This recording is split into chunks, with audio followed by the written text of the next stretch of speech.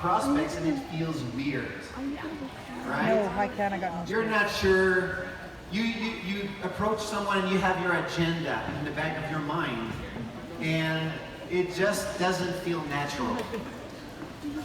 And Tim was a person I was seeking out. I was trying to learn from him because he was one of the rare person that would teach how to, and very, very specific. Now, don't get me wrong, I love mindset because that's where it starts. You know, we talked yesterday about vision and all of these things, they're fundamentals. But right after that, what do? It needs to become something more natural. And so I was on all of those conference calls and listening to every word, taking notes, recording the calls, because I was hungry. I was hungry to get better, to really master this thing. And I knew that if I mastered it, then possibilities were unlimited. And so I was learning, and then years later, I got a chance to actually work with Tim. And you heard the story yesterday. Finally, I recruited him as my sponsor. That's what happened. And what I did is I would listen to the inviting formula, and that's how I was learning, I learned to speak English. I was listening to it everywhere, in my car, in my house, I had it everywhere. My wife, Claudia, poor her, she couldn't stand to hear his voice anymore. And so finally, after a while, because I was on the phone talking to prospects, and initially I was just reading a script, trying to go through the inviting form with a couple questions and going to qualify, but it was really rough. And I was reading the script because I couldn't speak English. I couldn't have a conversation. And so when the prospect would ask me a question, I just, like Steve said yesterday, I would ignore what they were saying as if I didn't hear them. I would just keep reading my script for two reasons. One, I didn't know what they were saying.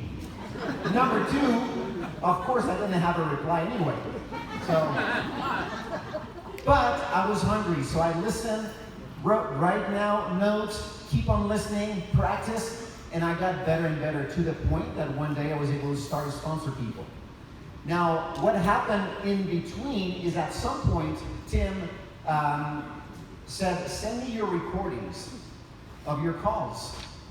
And so I sent him my recordings, but he was not expecting this. I sent him probably, 50, maybe more recordings, like huge file. And what he did is he listened to them, and I was like, oh man, I'm gonna have all these, things to correct and adjust and get better. And all that he said to me, he says, hey, great, keep going. No kidding. Well, the reason was simply because I was not perfect, but he could see that I was doing the right thing, the greeting, the invite, qualifying, inviting, all of these. But I needed that confidence, that validation, yes, that I was doing it correctly, and it's just a matter of time before, with practice, I'm going to get really, really good. So today we're going to be a little bit more specific. We're not going to tell you you're good. Okay, so be ready to be told you're really bad. You suck. But that's going to help you leave this event with meaningful information that you can take home, practice specifically the areas that you need help with. So with that being said, let's all stand up and welcome our friend Tim Sales.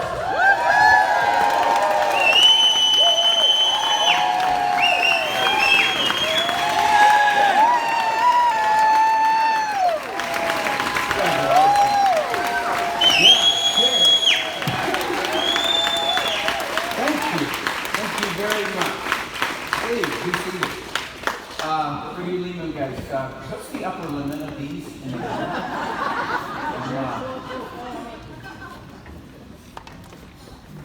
Who knows what a Ford Raptor is? Oh, yeah. Well, I had that thing sideways coming out of the canyon this morning, having fun.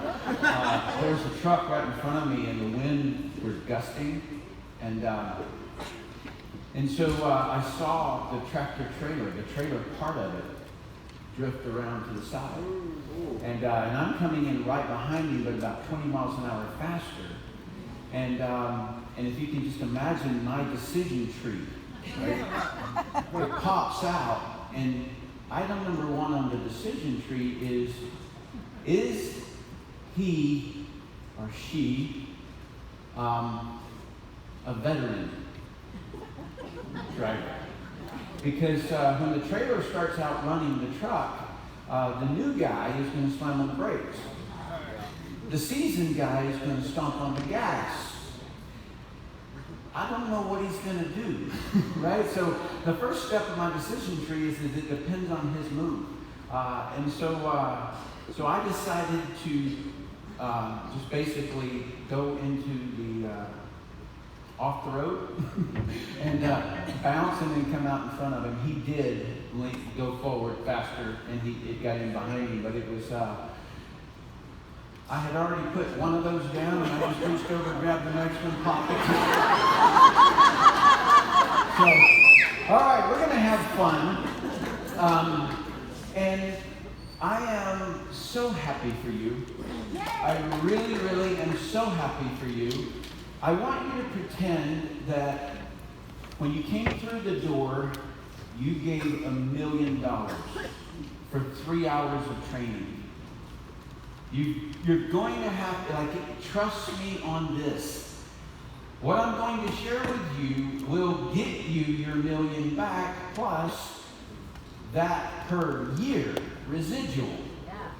When I came, when Stefan was talking about I was doing conference calls, it was the funniest thing. I never intended to do anything. I was just going to retire because I'd never made that kind of money in my life. It took me 5 years to get to $150,000 a month from a military income. Okay, I worked part-time for 2 years. And so what I couldn't understand when I got out into the generic world, okay, so I created this video called Brilliant Compensation, which was basically taking everything that I used to present probably 10,000 times, and I just basically stripped out company-specific information and gave it out.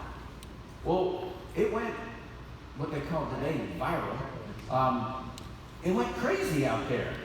And so it got me people asking, could I consult with their company? Could I consult with this leader? And could I come in and speak? And things like that. And the thing that was really baffling me throughout the whole industry is that there's so few stories of people actually creating walk-away residual income. So I had it for 18 straight years before I decided to come into RX. So for 18 straight years, I had massive residual income. And so I think that the way that people build, it doesn't take you to that. Yeah. And so that's what I'm here to talk to you guys about. All right, so I really need you to, so if you paid $1 million for 3 hours of my time, would you be scrolling through your phone? No. How about an Instagram story? No. Thank you. Okay, so I won't answer my phone if you don't answer yours. Okay. But if I see you looking down at your phone, I'm going to pick mine up, okay? And then your neighbor's going to say, hey, knock it off. This is my $1 million you're spending up there. Okay, so what I'm going to do is I'm going to walk you through the very first barrier. I'm just going to tell you this, that I see is that you've got this noise. And the first noise is about the industry. That's the first noise you're going to run into, and all of your prospects are going to run into. And if you haven't run into what I'm going to show you, you haven't talked to enough people yet. You will. And so you might as well be prepared. Okay, so I'm going to run you through. So when I say up here how to really build exponential residual income in network marketing, that's what I really mean. So I want it to be residual. And what do I mean by exponential? Okay, so this is a confusing thing. So everybody knows residual income. You would say your phone, right? So I have AT&T as my service provider. And then I pay whatever amount per month for them to deliver the phone to me. So AT&T gets a residual income, right? Another one would be your rent or your mortgage. So every month you pay rent. A movie. So let's say that you created a movie and you get royalties. That's residual income. And a lot of people think that's what we have. That is such an underestimation. And the reason being is that cell phones don't get cell phones. They don't multiply. Real estate does not get real estate. When we get a rep and we train a rep, they multiply our effort and their effort. You get the difference between exponential residual income. And so exponential would be looking at the population growth. You and your wife or you and your husband have 2 kids. They each have 2 kids. That would be this exponential factor that I'm talking about, right? And so to give you guys an idea, I sponsored 129 people. When I checked this a little while ago, not today, like months ago, I had 41,000. That's an exponential factor, especially when you consider only 74 of those people are now active. You guys see the difference between compounding versus residual income. So that's an exponential factor. I got 40 customers. I now have 36,000 customers. Okay, spread out everywhere. I wish we got paid on all those. Anyway, so you guys get that first part. So how to really build an exponential without secretly feeling like a second-class business owner. And maybe you don't. Maybe you've made enough money that you don't care what people think. All right? Because I know that factor. I know when you step across that line and you've got this, you don't care what anybody says. I do. However, your prospects, your new people, they care. And they would like to have a real conversation with people. And so that's the reason I'm going to go through this particular one. So I'm going to walk you through a little bit of a journey here. Number one is that everybody has a journey in their life. Everybody has one, right? And so this kid over here, I used to mow yards. And I'll never forget it where my mom and dad, they were, like, I got what I needed, but I didn't get necessarily what I wanted. And so they gave me shoes that I needed, but they were like Kmart plastic boats. That's what they felt like. You walk down the hall and they were really uncool. And so I wanted to be cool. And so my mom and dad said the most incredible thing to me. And they said, well, if you want Converse All-Star tennis shoes, go make the money. And I'm like, how? Right? And so I end up mowing yards to make enough money to buy my Converse. And that led me to say, well, wait a minute, I want a bicycle. And so they had that bike, that one, at Sears Roebuck and Company, and it was $112. That's a lot of yards, because I would get paid about $3 a yard. And I had to mow a lot of yards. But what it taught me was that I can get what I want if I work harder. That was my first big aha.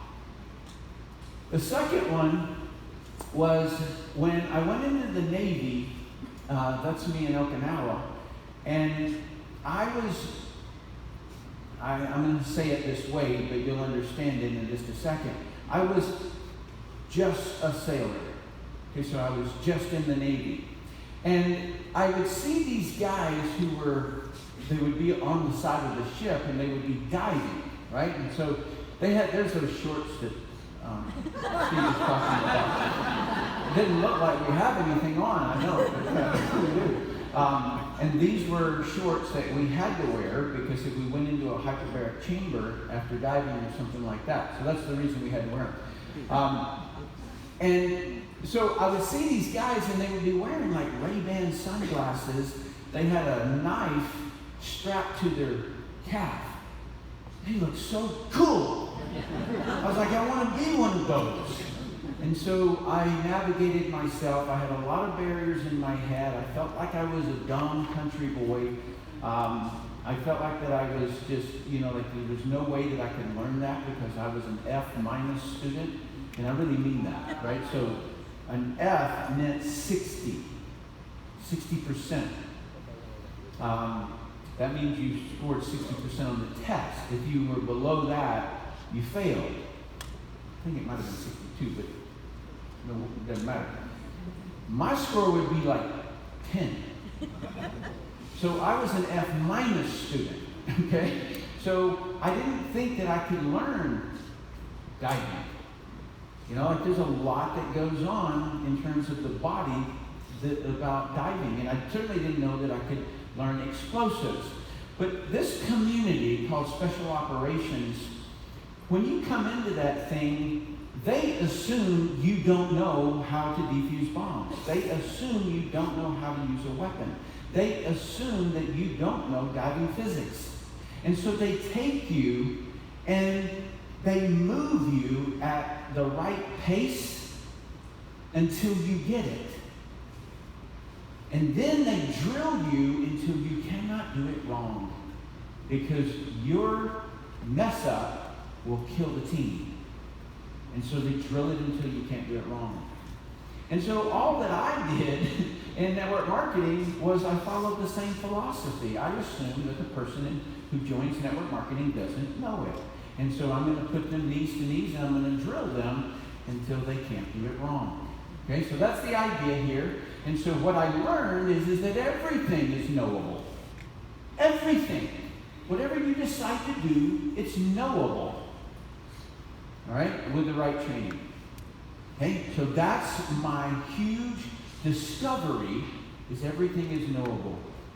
And then, while I was on board this ship, the USS Missouri, the Mighty Mo, as they call it, I was on that ship just in case a silkworm missile from the Persian Gulf was fired into this thing and it didn't blow up. And then on my job, one guy understood what that was. And then my job was to run down there and defuse it. Okay? So I was floating on this ship, and they had this instructor who would fly in, a professor, and he would teach college courses. And I took a college course. Me, of all things. And it was personal finance. Now you got to understand what a ridiculous idea this was. Everything that I owned fit into a sea bag. Okay, I had a couple of pair of jeans, a pair of tennis shoes, 3 t-shirts, and a ball cap. That was my assets. And I'm taking a personal finance class about how to build your credit. I wonder who sponsored a book like that, How to Build Your Credit. Anyway, how to buy U.S. savings bonds. That's a good investment. Like this was what the whole course was about. And there was a professor. That's not him, but just picture. Okay, so this was an off-the-shoulder kind of a conversation. I remember to this day, he was walking along, and he said, but if you want to make a lot of money, you have to either own it or sell it. And it was like a church bell ringing in my head. And I'm like, what? Now, he didn't take his own advice. He's on a ship talking to sailors. Okay? So I would remember that 2 years later when I'm on shore duty, and I needed to go to Selman on a house. And so I grabbed a newspaper and I entered this ad. $20,000 a month, top salesperson needed. Wear sharp Italian tailor-made suits drive fancy European sports cars. If you have the courage to call, it can make you rich. We'll train you. And then the phone number. Well, every single ad said, must, like sales experience required, necessary. And all the ads said that except that one, and it said, will train. And so I answered that ad because, you mean somebody's willing to train me how to make money? Really? That's the number one selling feature of network marketing. If you're not using it in your conversations, you really should. Because, are you kidding? You guys are all sitting here right now. You've got a veteran in the space, and in your organization you have a veteran in your space who's willing to train you. That is not a little deal, that's a big deal. Yeah. So, I answered that ad. Okay? I answered that ad. And I'm really glad I did. Okay? In 5 years, I did what I told you that I did. I got to $150,000 a month. And then I wrote that little video called Brilliant Compensation. And then, I get invited to University of Illinois to teach a college course there. You guys hear that? F- student? Yeah. Thank you. I got interviewed by Larry King, a couple of hundred network marketing companies. I consulted on various different topics. I was interviewed by Grant Cardone on network marketing moguls. And I was retired, legitimately retired. I changed my email address. I changed my phone number. Nobody could contact me. Okay? It was I just flipped the coupon. You know what I mean? Like, just got the check. So I missed it.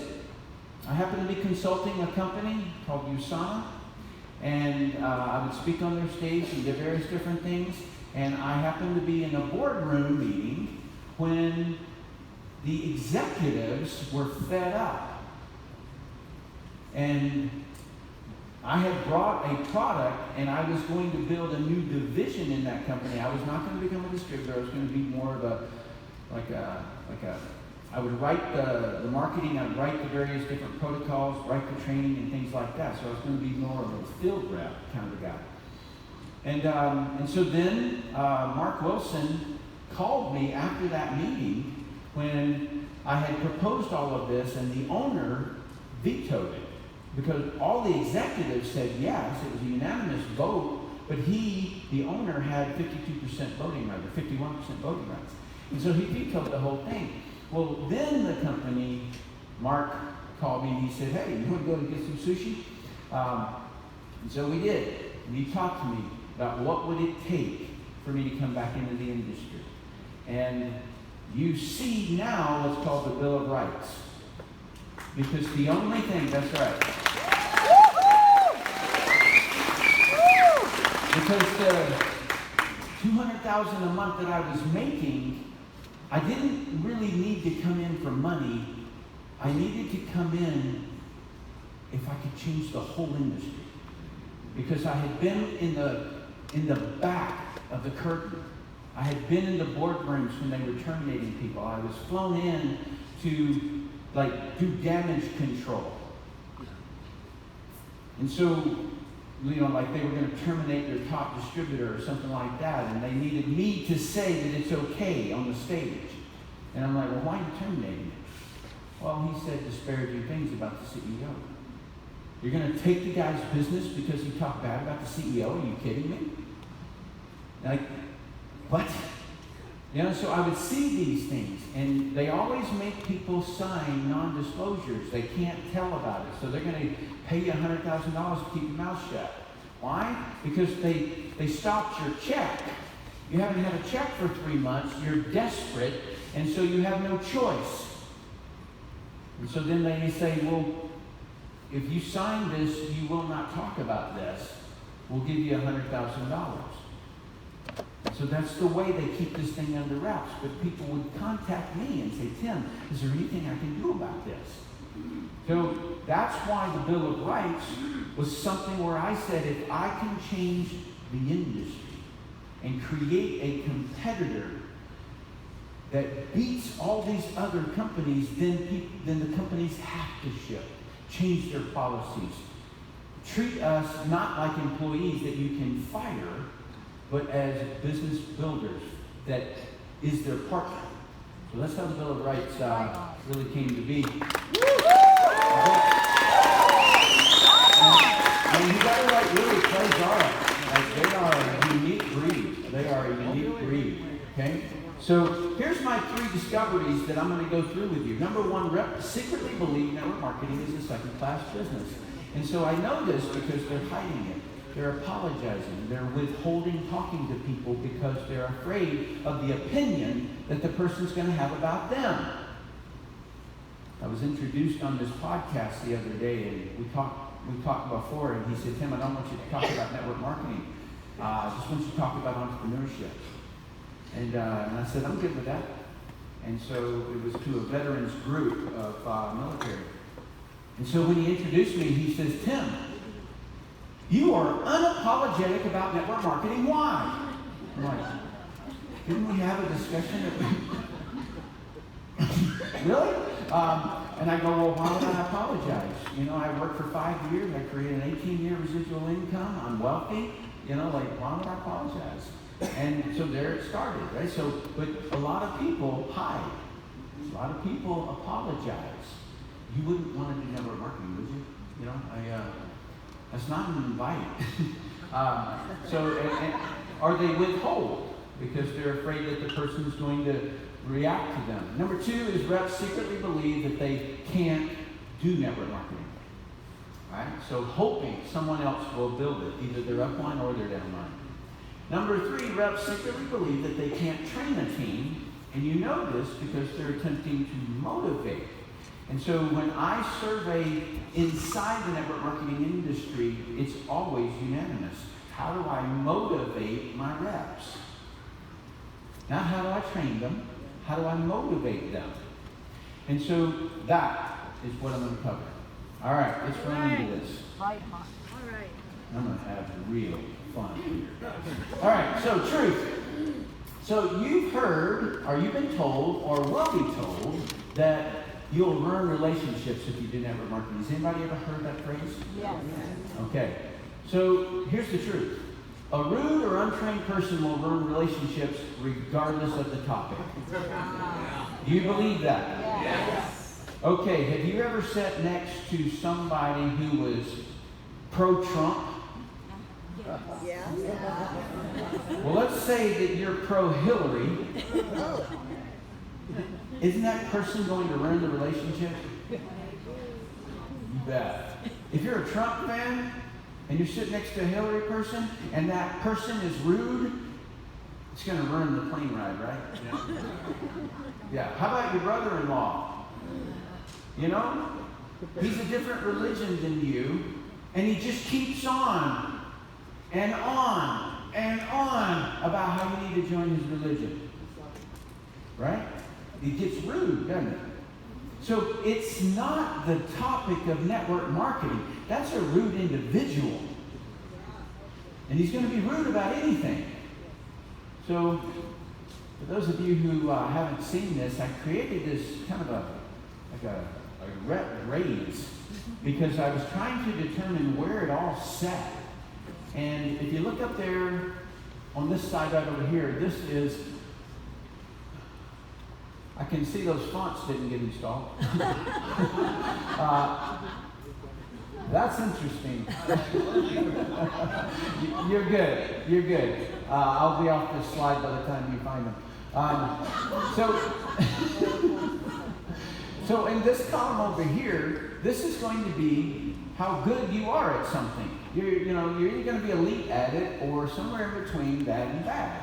And it doesn't matter what you're doing. If you're roller skating or if you're bowling or if you're doing whatever, you're going to fall into a category in each one of these. And if you were in school, they will give you a grade, an A to an F.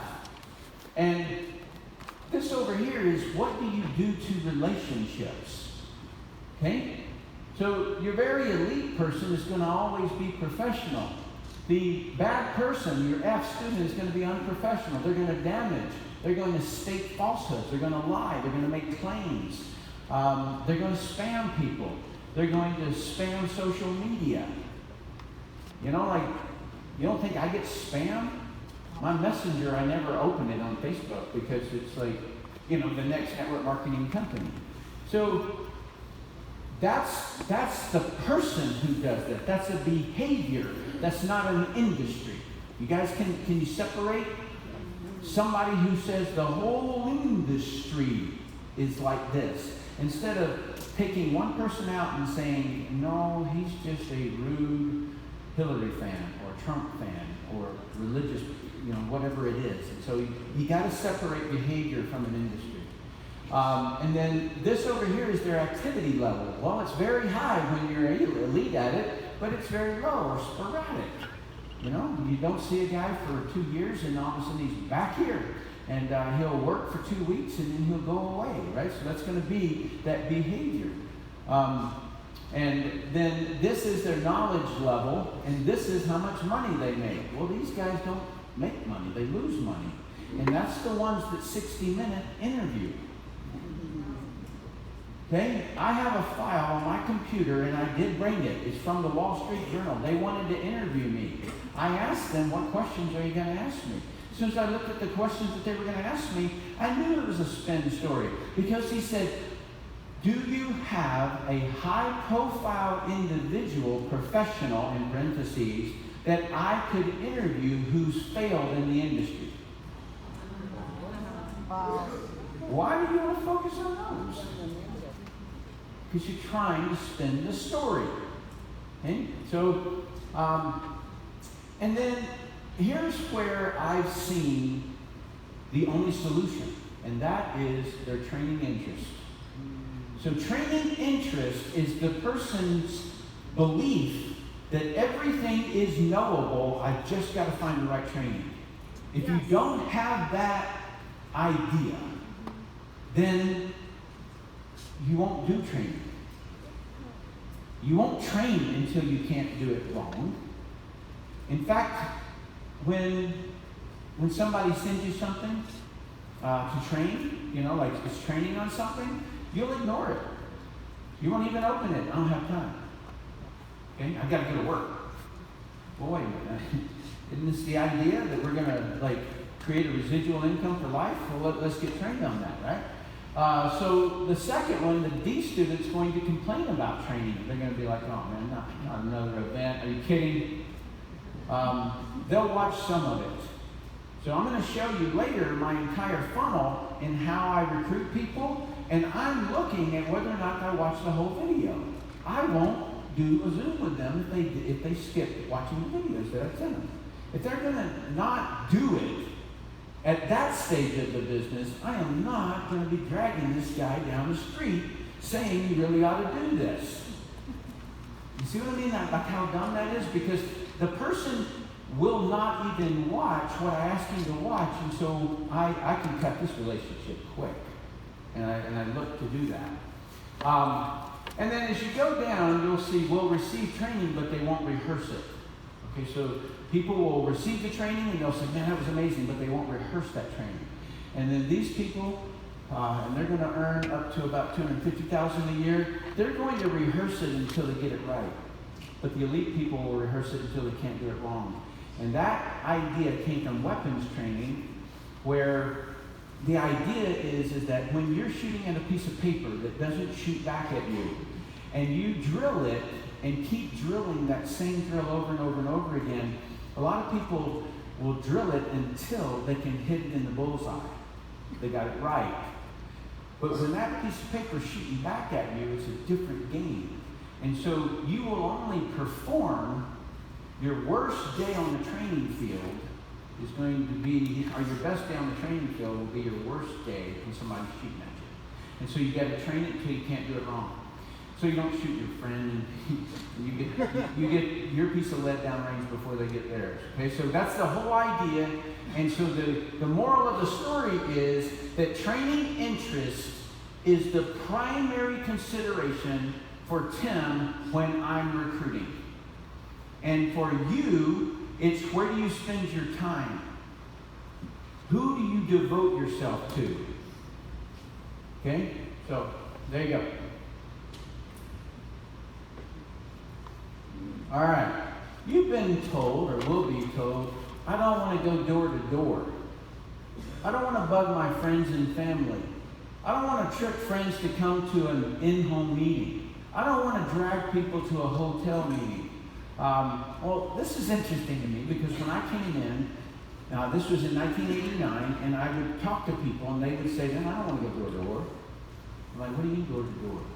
And they say, "This is one of those things, like ding dong, Avon's calling." And so they thought that the industry is defined by how we do it.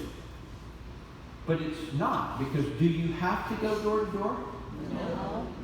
No, you don't. Do you have to bug your friends? No. Do you have to do in-homes? No. What do you have to do? Nothing. You don't have to do anything. So it's not defined. So network marketing is it's dynamic. It shifts. So when door to door is most effective, we'll use it. When home parties are most effective, we'll use those. When in-homes are most effective, we'll use them. When print advertisements are most effective, we'll use those. When you go out and do expos, like a wedding expo or hunting expo, are most effective, we use those. We use audio cassette when they came out. When fax machines came out, we used those too. When kiosks were most effective, those things in the mall, we would use those. When VHS came out, we used those. I did. Some of you probably not yet. When video animation came out, we used it. When Google AdWords is most effective, we use it. When social media is most effective, we use it. When phone apps are most effective, we use it. When the next big thing comes out, we'll use that too. You see, it's dynamic. You cannot define this industry by what we do. Because we're going to shift, and if all of a sudden the internet crashed tomorrow, everybody else's business would be toast. So we'd be knocking on doors. You see the difference? We are dynamic. We shift. You can't put your thumb on us because we're dynamic. All right? And so when people say these phrases, I just say, fine, choose another method. Because you don't have to do any one of these. You guys, you've been told that this is a pyramid. Right? I mean, for those of you who watched that silly John Oliver thing about network marketing, he said, and I quote, "If it's shaped like a pyramid, it is a pyramid." Imagine the look on my face when I watched it. I'm like, you better stick to being a comedian then. Because that's the dumbest thing I've ever heard.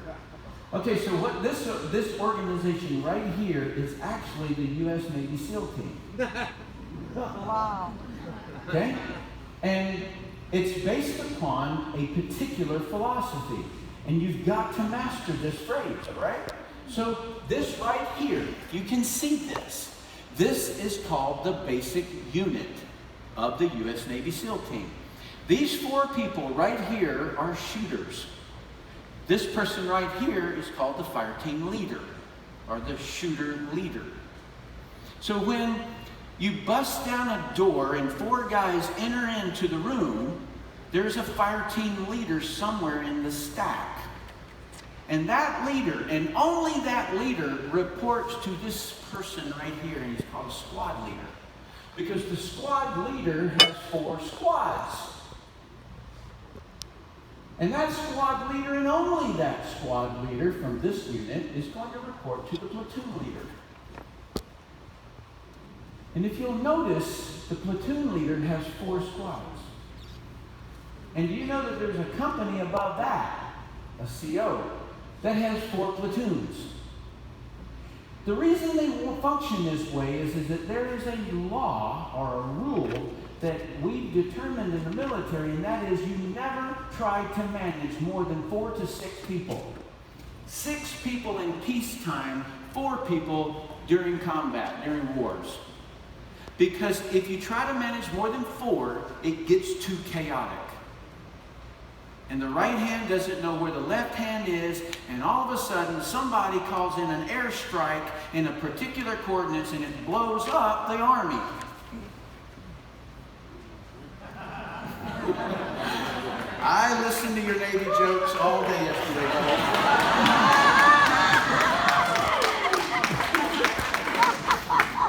Payback. Okay. So this is called decentralized command. When you have a centralized command, that means that there is a tyrant that sits up there and wants to control everything. And the person doesn't know what's going on, because he's trying to get reports from people who just busted down a door, who doesn't have time to write some kind of report because he's going room to room shooting. Okay? So he's not going to get the communication. He's not going to send it up, right? And that guy's going to get so overwhelmed that he doesn't know where anybody's at in the whole war. By the time he gets the communication, sorts it out, figures it out, they've already moved another 1,000 clicks. They're already out of that location. Okay? So that's the reason that we use it in the military. Number one reason. The number two reason is that it can expand in all directions. And it can do it really fast. Let's say we did something real stupid and got into a war with China.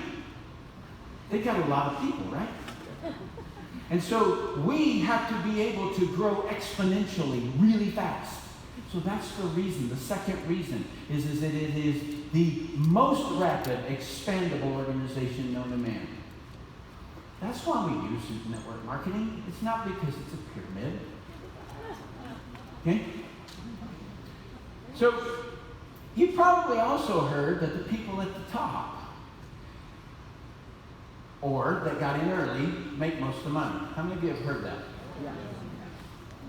You've never heard that? Okay, you got to participate. I'm paying you $1 million. No, you pay me $1 million. Okay, so, all right, so you've heard the story. You heard Stefan, you heard Steve. On day one, I go down to the home office and I signed up. They didn't have a credit card slide thing. They didn't have a merchant account yet. They didn't have any products yet. I signed up. I drove home. I'm at the top. How much am I making? None. Nothing. I'm 100% of sales.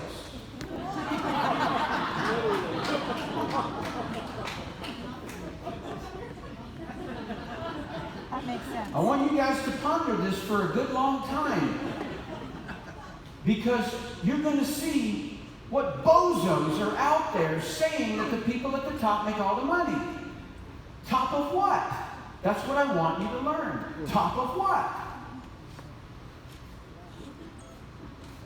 My wife and I get married.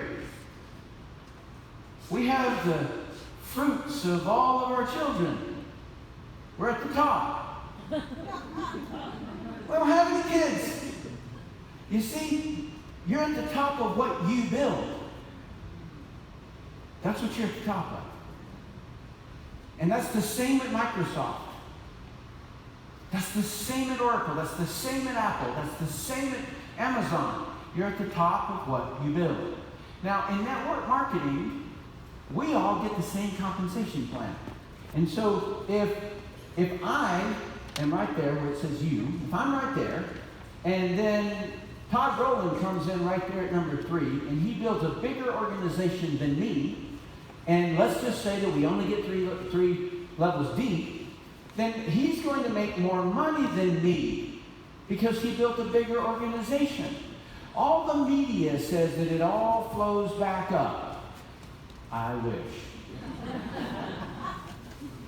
That would be awesome.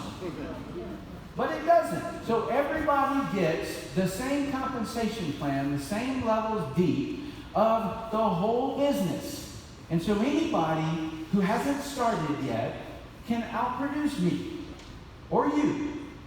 And that's the fairest structure I've ever seen in my life. Awesome.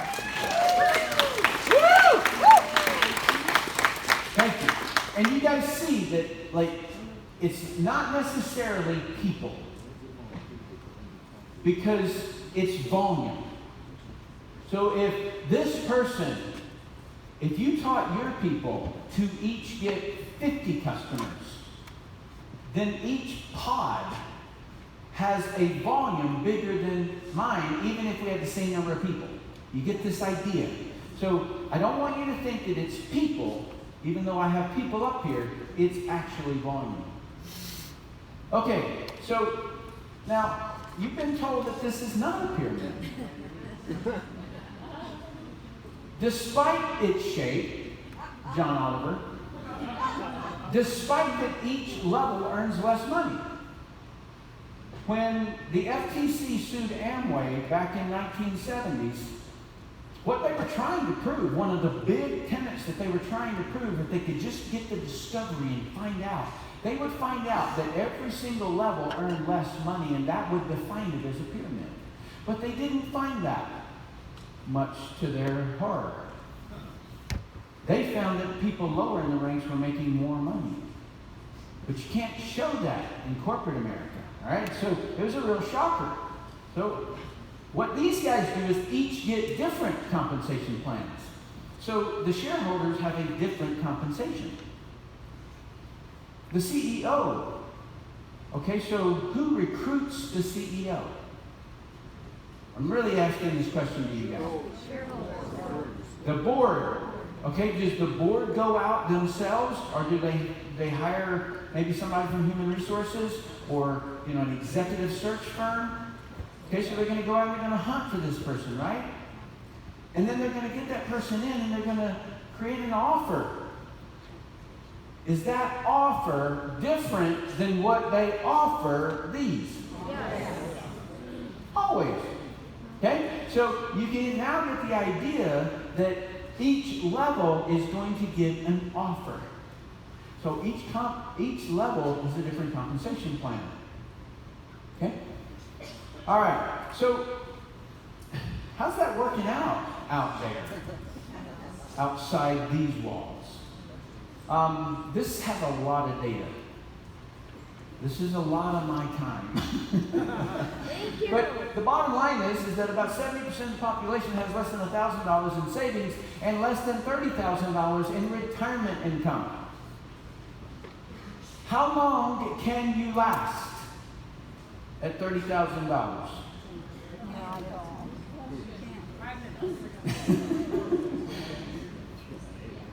Yeah, depends on how much you spend, right? And so we've got $3.9 trillion of consumer debt. That's credit cards, people. We got $1.5 trillion in college debt. That's it in the upper right-hand corner for the camera. All the way up in the top. Do you know that we, as taxpayers, spend $65 billion giving food stamps to people who have a PhD and master's degrees? Wow. That's the truth. I'm not making fun of anybody. I'm just, hey, because network marketing has to reveal all their numbers, everybody attacks us because of that, even though you don't have to do that in real estate. You don't have to do that in stock trading. You don't have to do that anywhere else. And so I'm just going off the numbers that are out there for it.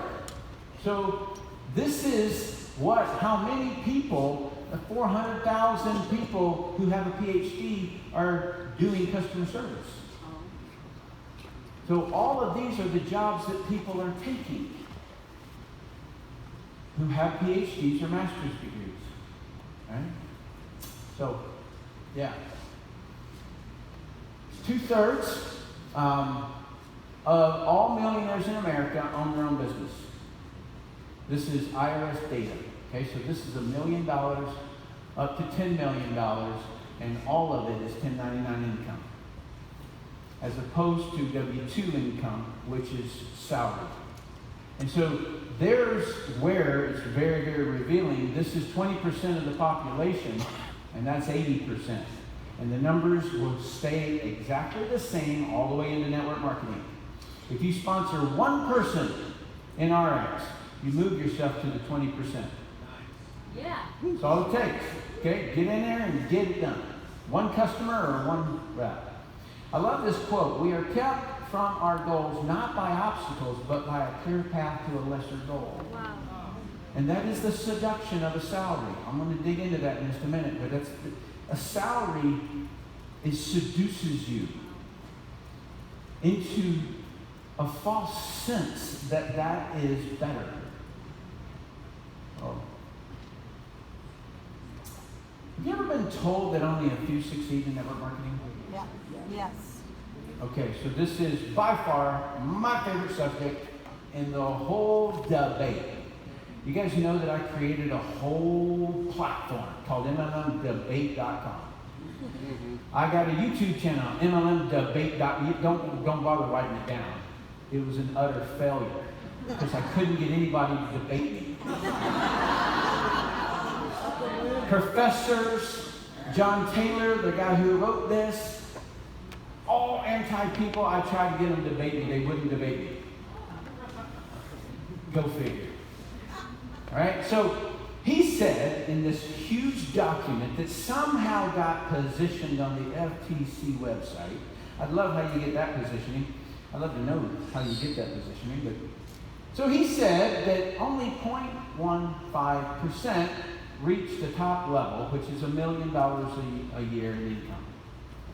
Okay, so that's what he said. I look at our numbers. Our numbers are a little bit better, but let's go with it. Okay? So now the first thing I have to point out, and I'm teaching you how to have the conversation with the brother-in-law. Okay? Because he's going to say this to you. Sister-in-law, sister, in my face. They'll say it without context. What does context mean? So context is a sneaky manipulation tactic. And so they'll make a statement but not tell you that that's the same in all America statistics. So they act as though this is a big deal. Only a few make money. Only a few make money. Okay? So, but yet Americans earning $1 million is 0.1% of all income earners in America. The same statistic. $380,000, and I'm right there at that Americans earn $1 million. $380,000, you're in the top 1% in every state. That's the average. Okay, so in your state, you can search it, and you can say, if I earn, like top 1% earners in Michigan, or top 1%, whatever it is. You can find out what it is in your state, but it's somewhere between like $400,000 and $300,000. Right? So the statistics for the top 1% are the same in network marketing as it is as a national average. The statistic for the 0.1% is the same. Stock traders, 99% lose all money in the account by the third month. Real estate agents, 83% fail by the fifth year. Top 1% make $110,000 a year. That's not even the national average. Okay? And by the way, the real estate industry will not tell you how many people get their license versus how many people are still active. Okay? Weight loss study, 278,000. Okay, so I wanted to tell Dr. Strand yesterday that he's got to look at another study. And he and I go back and forth all the time on all kinds of statistics. But this is 278,000 people, and the odds of losing weight is 99.53% fail. And of the half a person who does lose weight, 78% of him or her is going to regain it. I'm not joking. This is the biggest study ever conducted. In fact, I'm going to drill down into this. Okay, so what is the value of a statistic, I ask? For me, I'm going to tell you what mine is. Fred may have a different answer to this, but 99.85% failed and 0.15% succeeded in network marketing. What I want to know is, what did the 0.15 do? Do it. Yeah. Find out what the 99.85 did, and don't do that. What other value is there in a statistic? I'll tell you the value of it. If somebody can get you the idea that the chances are so low, you might as well not try. That's the value of even publishing a study like this. I bet you there's a drug coming. Because they put people down into apathy. The feeling of apathy is it's no use. No use in even trying. To me, this is all I need to see. Awesome. Where are those 0.15 people? Let me talk to them. Right? So that's when I said everything is knowable. There's a lot out there to know, but you want to drill down and find the most important. And so that's what this is all about. So, all right, so you got the 98.85 that fail. Why? You got the 0.15 that succeed. I'm just showing this to you in a different way so you can see inside of my head as to the way I view things. What were the sub-components? In other words, what were the trickle-down things? What did they do? Okay, they had a framework. Each one of them had a framework. For that much of a statistic, there's a framework that's working underneath it. So what did the people who couldn't lose weight, what did they do? What did the ones did? What did they do? What did they do to create it? Now I have the big question. And this is the one where Fred and Ian just smile at me.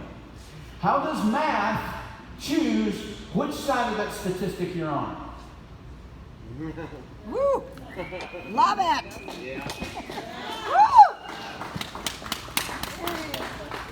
I had some guy comment. He said, I'm a programmer for network marketing compensation plans. It's a statistical absolute that 99% are going to fail. And I just replied back, who chooses that statistic? Who chooses to be 1%? Who chooses to be 99%? No reply. Okay, so it talked to you about weight loss. So over here, I knew what the 99.5% did because I tried all of it. All of it. I'll tell you exactly what they do. Number one is they're going to tell you to exercise 3 to 5 days a week. They're going to tell you that your calories need to be 500 below your basal metabolic rate per day. And after 7 days, that's going to give you 3,500 calories, and that is equal to 1 pound of fat. And so you're going to lose 1 pound per week if you reduce your calories by 500. Okay? That's what they tell you. And then they tell you to jockey your protein, carbs, and fats between those numbers right there. I went through at least 100 programs, and that's all they do. You can call them all kind of different diets. They have gorgeous, sexy names. They have gorgeous, sexy men on the covers. They have, like 18-year-old boys telling that men over 50 can do it. All this stuff. But that's all they do. Exactly. Those things. Well, that didn't work for this butter boy. Okay? I wasn't lacking discipline. I could eat a head of lettuce and run all day. Not run my bike. Or swim. It didn't work. I only got fatter. Okay? I had a loss and then it came right back. Okay? So Deanna did this clinical trial, and she didn't invite me as a part of it because that wasn't fat enough for her. Fat enough for me. And so I happened to be on the conference call of it going on, the clinical trial. And so I heard something, and I was like, that's the stupidest thing I've ever heard of. How does supplements come into play? With that, it doesn't. And so you would have to assume, let me ask you guys a question. This is crazy. Let me ask you a question. Okay, so let's take a shot glass of water. Okay? You drink the shot glass of water. How many calories are in it? 0. 0. Okay, let's take a shot glass of soda. Okay? Let's say it has 100 calories in it. Okay? I drink it. Does it have a different effect of water other than the calories? Yes. What's it going to affect? Come on, the blood sugar. There you go. Insulin, blood sugar. Okay, let's put a shot of tequila in there. Let's throw it down. Does it have a different effect other than calories? Yeah. What does it do? Raise the blood sugar. The brain. Makes you dance better, doesn't it? So what did I just teach you? That all foods that taste different to your tongue have a different effect in your body. It triggers hormone activity. And so these people ignore that there's even an endocrine system in your body, a hormone system. They ignore that. It's just a calorie. It all just comes down into this big boiler, and it manufactures production, and that's all there is to it, and there ain't no more. Wrong. Okay, so I took this study that they were doing that nutrition had something to do with it. I wasn't a part of the trial. But it triggered me to say, something ain't right. Either they're rigging this thing or something. So I dug into all these studies. In 60 days, no exercise, I did that. 60 more days, I did that. And I was only doing body weight. Okay?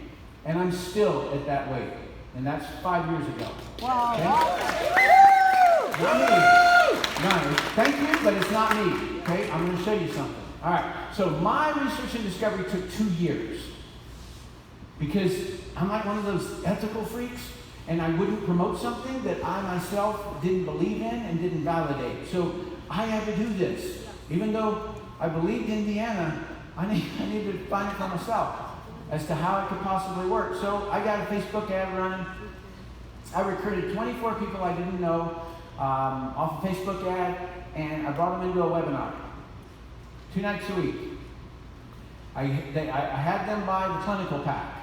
Okay, the 3X clinical pack is what we call it. And by the way, where is that real fat guy? You see the blue shirt guy, the guy next to him? Yeah. Schwartz. Right. Hey, if I showed mine, man, I got to show yours too. Okay. So in 60 days, the average weight loss is 26.7 pounds. I lost 28 pounds in the same time frame. So the average of all of these, you hear what I said? Yes. The average, nobody ever shows you the average. They hide that average like, look at this person, they lost weight. Look at this person, they lost weight. Forget the 100,000 that didn't. I'm showing you the average weight loss. And these are not spring chickens, okay? I mean, that guy right there is like really old. Easy. So the minimum age was 40 years old, and it went all the way up to 65. Okay? And the average weight loss was 26.7 pounds in 60 days with no exercise. Now, according to statistics, I would need 210 people to have one lose weight. Wow. That's crazy. So how in the world did that happen? The odds of success are so ridiculous. Why would you even try?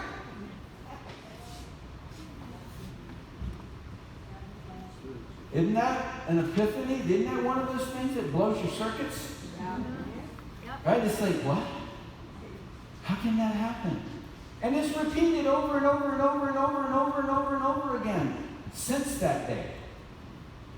And the same with money. All right? So math does not choose who is on which side of the statistic. You do. You figure out the subcomponents.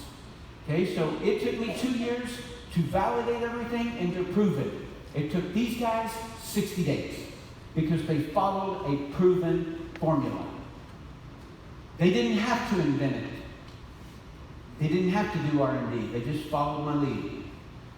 Thank you. You're welcome. My honor, sir. Okay, so what did you learn from that? Okay, 100% lost weight, despite the odds were 99.53% that you couldn't do it. Does odds have anything to do with it? No. Maybe in Vegas, not in business. Okay, so why? Because they followed the exact step-by-step formula that yielded consistent winners. That's why. So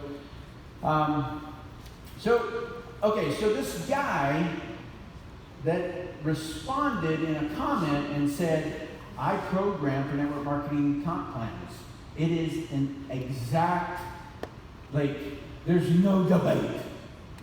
And so, since he didn't reply to my other one, I got an idea, and I'm like, okay, so if it's a mathematical certainty that only 0.15 succeed in network marketing, what are the statistical odds of somebody doing it twice? Wow. 1 in a million. How could I do it twice if it's a mathematical formula? I created $1 million a year residually 2 times. How could it be a mathematical certainty? It has to be something else involved, right? Okay, so math does not choose where you are on this scale. Okay? You choose which subcomponents you're going to follow. That's what you choose. And that's why I said, it's like you paid me $1 million to spend 3 hours with me, and I'm going to reprogram you. Yeah. Okay? Okay. So here are those statistics that I talked about. This is each state. It's $380,000 on average, represents 1%. So goal number 1 is just become a 1%er in your state. Okay? So in RX, there are 57 millionaires in 7 years. Wow. 57 millionaires in 7 years. So the next time somebody says, do you make money? Under what standards are you even saying that? Compare that to Procter & Gamble. Compare that to Microsoft. Compare that to Apple. Compare that to Oracle. Compare that to any corporate, to Amazon. I'm not talking about shareholders. I'm talking about their employees. How many of them did that? 5,401 people in 7 years average $250,000 a year. Who does that? RX. RX, that's right. So when people say, if you make money, I just laugh. I go, no, you're talking about some statistic thing. You're not talking about real people. Because nobody compares. Here's what I'm most excited about, okay?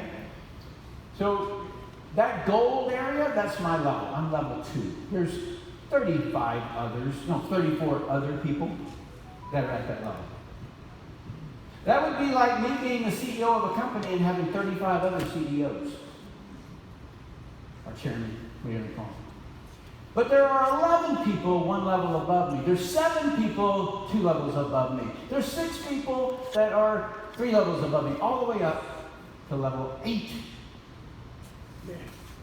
They're above me, even though they're in my down line.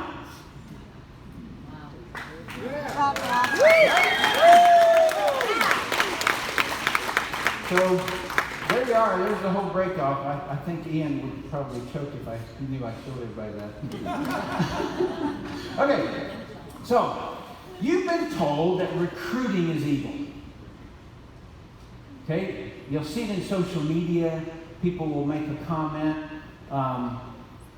Facebook will terminate your ads if you say MLM in your ads or something like that. And I always scratch my head because how do businesses find other people? Delta Airlines, 86,000 employees. How do they get them? Okay, so they got somebody in human relations, right? And they, what? Run ads? Hire and recruit. Okay? So right over here, under one of the 7 major functions of the Human Resources Department is recruit. So it's the only debate is whether or not you pay a salary or you pay a commission. That's the only debate. That's the only difference. So whenever somebody says, you're just trying to recruit other people, say you're right. Just as every other business does. But not just business. When a church wants a preacher, what do they have to do? They got to recruit a preacher. When a preacher wants deacons in his church, what's he got to do? He recruits from the warm market. Right? Okay. So it's not evil to recruit, okay? They're, like every one of this, how do you find a spouse?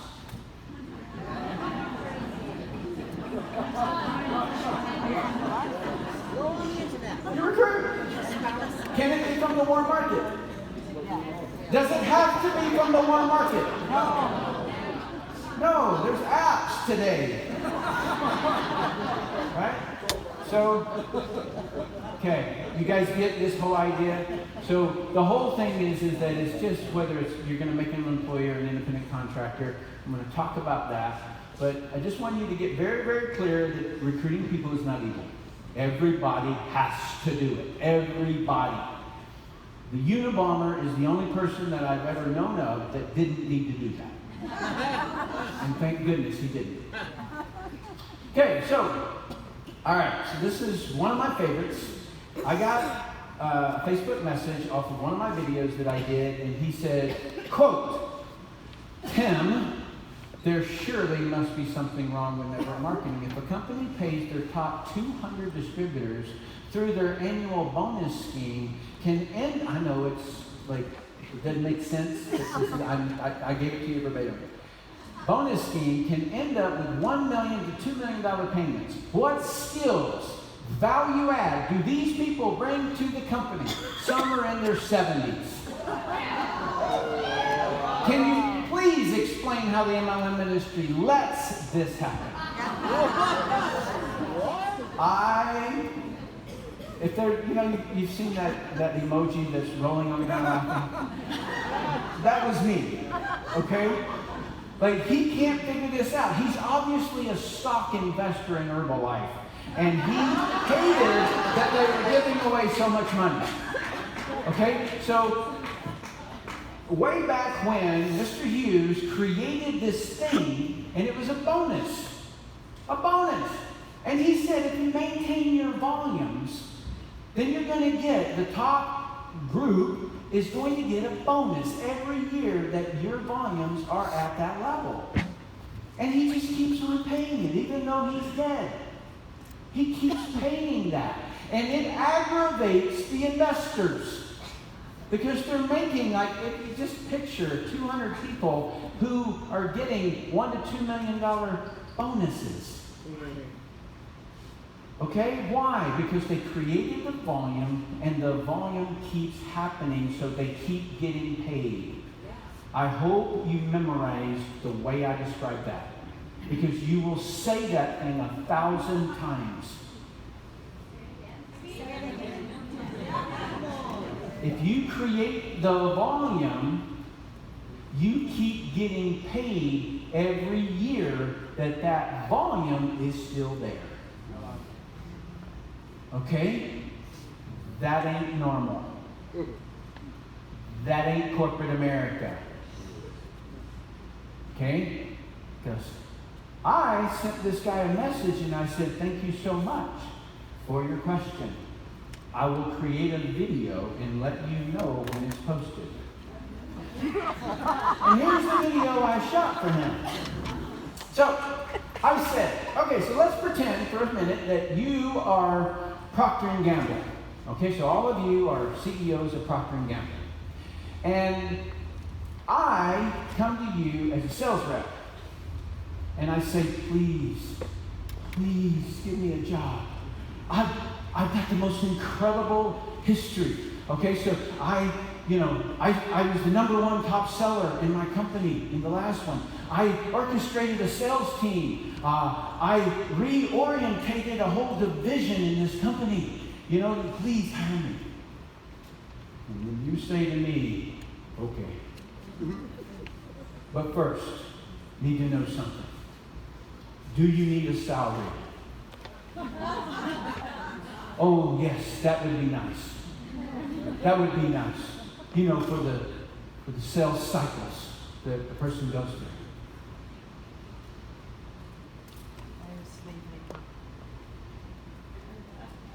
Crazy.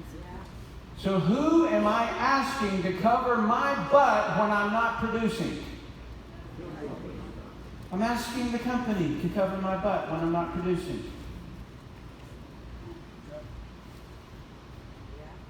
People come to me wanting a job. And I say, are you good in sales? I'm the best. Are you? Will you take straight commission? No. I just take their resume and I rip it, throw it in the trash can. I say, you just lied on that piece of paper. Because if you truly believed in your abilities, you would never take a salary. Because a salary comes with a contract. And in that contract, you do not have rights to any future sales that you created. So you hire me, I go out and I go walking into 7-Eleven and I go, oh wow, this place needs toothpaste, it needs hairspray, it needs all these things. Hey, can I talk to your manager? And he puts me into the manager. And then I talk to the manager, and I sell him on taking Procter & Gamble products. And then the manager says, you know what, I need to call corporate. This is a good idea. And so he calls corporate, and I'm now in the big table. And I present to 7-Eleven and say, you can get this at a discount. This is going to be your margins, blah, blah, blah, blah, blah. And then I get the job. Get it. I get the deal. So Procter & Gamble is going to pay me my salary to cover my butt when I don't produce. In that contract, it says you have no rights to future commissions. So I might get a bonus and I might get to keep my job next year. But Procter & Gamble will receive $9 billion profits for years and years and years and years. Wow. Salary labor is the cheapest labor next to slavery. Yeah, I believe it. You guys see this picture? Yeah. Do not ever forget this. Right. This is the big deal. People ask me, what's my favorite video? That video. Because it really reveals how corporate America takes advantage of the salespeople, and they say you got a secure job, but they'll fire you like that. They don't give you any upside potential. That's the reason these guys own a city block. That building is ginormous. It's because the sales reps went out, created the sales, and they get to keep getting it every single year, but the sales rep got a commission, and as soon as he got a little bit old, they gave him a watch and let him go. Unreal. And so when I back up a slide and I show you, some are in their 70s. They earned it. They earned it.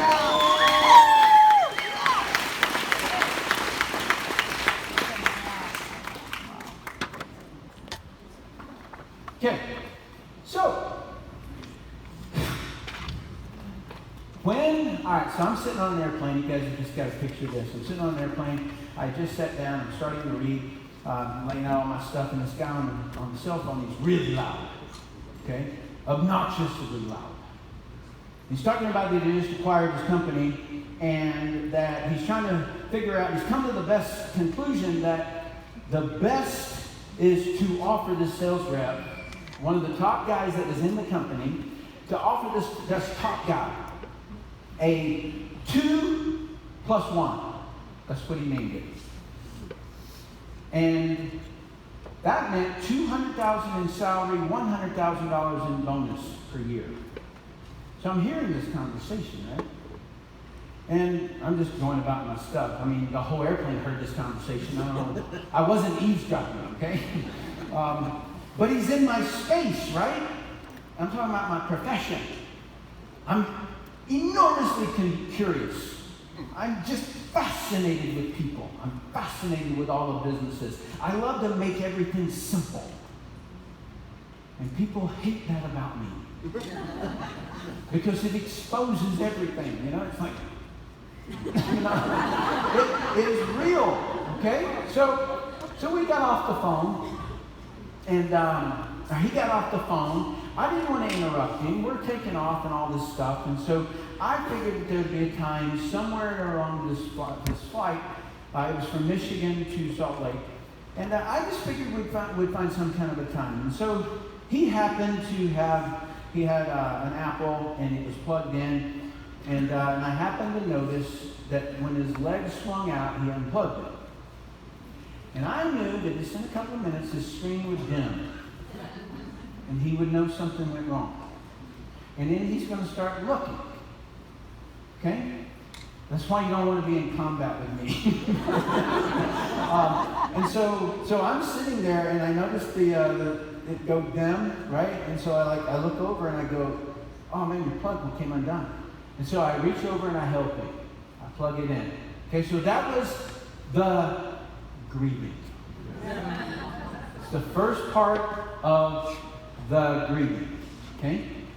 And so I just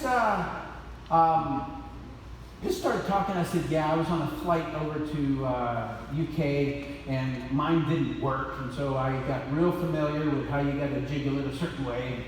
And so he just kind of talking. And he said, you know, what do you do? And I said, I build sales teams. And so it just kind of went back and forth. We're just powwowing. And I said, I couldn't help but overhear that you just acquired a company and you were talking about a sales rep salary or compensation is the way I said it. He goes, yeah. And I said, I'm curious about something. Why do you pay him a salary? And he said, well, that's just kind of the standard out there. And I said, but doesn't that expose you to that the person has a weakness? And he goes, what do you mean? And I go, well, who's got to cover it when he's not making enough sales to generate that $200,000 in commission? Who's covering that? He goes, well, I am. So who's really the salesman here? He's like, who are you?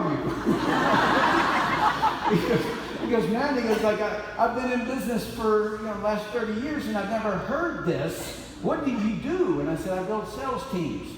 I told you. And he goes, can I hire you? And I go, that's too expensive. Because I only work on commission. And he goes, no, really. And so I broke down this pipeline for him. And I just showed him every step of it. And I said, when somebody has an uncertainty, a lack of certainty, then they are unable to that degree. So you have to drill this until they can't do it wrong. He goes, I have to hire you. And I said, you really can't hire me because I get paid a lot of money. And I got equity too. So I took that off the table, and then I just kept educating him about this. And he said, well, how do you do this? And how do you handle that? And blah, blah, blah, blah, blah. And I said, if they quit, let them. Because they lack a certainty. They have some certain, like, I prefer to help instead of fight. But find out where in the funnel they break down and help them. And he said, I've been sitting here thinking while you were talking that I started out and I went to IBM and I had a salary plus commissions. And then each new job that I went to, I would request less and less salary and more commission. And then I became an owner. And I said, that's the exact sequence. So is it risk tolerance? So if you look at Entrepreneur Magazine, they're going to tell you that entrepreneurship takes a certain kind of risky mindset. No, it's a certainty mindset. Are you certain that you can generate a lead? Are you certain that you can contact? Are you certain you can set an appointment? Are you certain you can connect somebody in the presentation? Are you certain about following up? Then when you get that, customer, you get to serve them, they give you money. When you lack certainty in any of these categories, you want entitlement. Oh, wow. Woo. That's a biggie. I hope Rick gets here. All right, so now you get the real scene here and why I love this thing so much. Okay? So, what the heck is network marketing then? Tim, you've stripped everything I thought about this industry, so what is network marketing? I'm glad you asked. So over here is any corporation you want to name. You can say Apple, you can say Amazon, you can say anybody up there, okay? And this over here is network marketing. And over here, you're going to have executives like Fred and Mark and Riley and Jeff and all of them, right? And they're going to come out with some policies within their company, and they're going to create some products and services, and then they're going to hire employees to facilitate a lot of things, right? And so on the marketing side, they're going to create an offer. And so the offer is salary, no upside potential. In network marketing, everything's the same except no salary, you get upside potential. So when you go to market your products, over here they're going to hire Tiger Woods and pay him $200 million, or Durant, or whoever you want to name it. They're going to pay a whole lot of money, and they're going to go the route to run commercials. Or they come over here and they say, okay, so we can, if our sales reps can differentiate this product from another juice. They can differentiate it. There's not enough real estate here on this little tiny label to differentiate.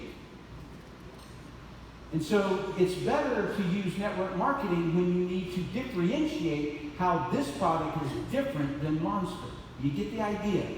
And so when people are willing to do that, and that's where network marketing is the sweet spot. You can sell anything here, but it is the sweet spot. Okay, so this is when you choose network marketing. So that's the difference, guys. It's that there's no potential here, but you get a salary. There's upside potential here of what you create. The whole thing that I just explained about Procter & Gamble, this is the difference. That's the only difference there is. It's not that we pay on multiple levels, because many companies pay their sales managers for commissions that they get off of other people. Okay, so it's not multi-level that defines us. It's not how we do it that defines us. We get the upside potential. That's it. I know. It took me 30 minutes to figure this out, and it took you 2 hours. All right, so let me just explain the whole combat zone. This right here, there's 6 anti-network marketers out there. 6, I know them all. What they do is that they write anti-stuff. They put it onto the platforms, the media platforms. And so you're going to have newspapers, infographics, blogs, television, social media, and videos out there. What do these people, and that's where these phrases come from. So they create these emotional words that create antagonism and horror. Scam, cult, all these kind of words, and it creates an emotion in somebody that sticks them to it. It's just like if you saw a car crash and you rubberneck over and you look at it, you're wondering if somebody's head's rolling down the street. I don't know why, but people have to like turn around and look. And so it's the same thing. It creates this sticky emotion. And so that's the reason that they use these things, even though what I just showed you, factually, it isn't even happening. But all these phrases are out there. Why do these people put that out there? Eyeballs. They want traffic. Okay? They want traffic. That's all that it is. Wall Street Journal, Washington Post, I don't care what organization you're talking about, you show me an article that's negative, and I will show you why they want to run it. There's over 100 million people in North America in network marketing. That's a lot of eyeballs. And so if you write something, insider secrets of how MLM people make millions, You guys see that? They were attacking, what's that company? It's a UK article. Who is that? Unique. They were attacking Unique in New Skin. And so it was like that her name is Ellie or something like that. I just mopped her across the floor. Right on. Woohoo! You call that inside investigation? It's on their website. That's not insider information. He said the insider information was they recruit. Who doesn't? Okay, so you see my world and how I have fun laughing at people. Okay, all right. So the next part of this. So now you understand what? You understand the way Tim Sales views network marketing. I don't quasi-think that it's uncool. I don't quasi-think that I'm going to get smacked. I don't quasi-think that somebody has some secret that I don't know. I know this industry. I know it. And now you do too. You may have to drill this a few times, but now you know it. You don't have to apologize. Yeah. You can stand bold with your chin up and your chest high. Woohoo! You should. Okay, so if you want to drill in and say, how did Tim do that? Network Marketing Power YouTube channel. Okay? Now, I'm going to ask you guys, when you go in and you watch a video, comment. I didn't say clickbait it. I said comment. Okay, so what I'm trying to do, if you guys, there is no, I see no competition in network marketing. I see none. And here's why. Because Google is our biggest competitor. Because they rank the anti-people higher because the anti-people link to each other. And so it's the comments that shift the algorithm in YouTube. And so if there's a lot of engagement, then it'll shift the algorithm over. So what I'm trying to do is to push the anti-MLM stuff down to page 2 of Google. You know, that's where you hide, dead bodies, right? Some of you might have not heard that, but page 2 is where you hide dead bodies because nobody ever goes to page 2 of Google. Okay, so if we can get them down to page 2. Now, so what I mean by don't clickbait it, don't say, it's so great working with Tim Sales, the top of my company, or something like that, my friend, or whatever. Don't clickbait that stuff. Just sit down and say, okay, what did I used to believe? What do I now believe because of this video? And write it. You know, and then just say, thanks for clearing this up for me. Because you writing it is going to have all the right words that's going to rank.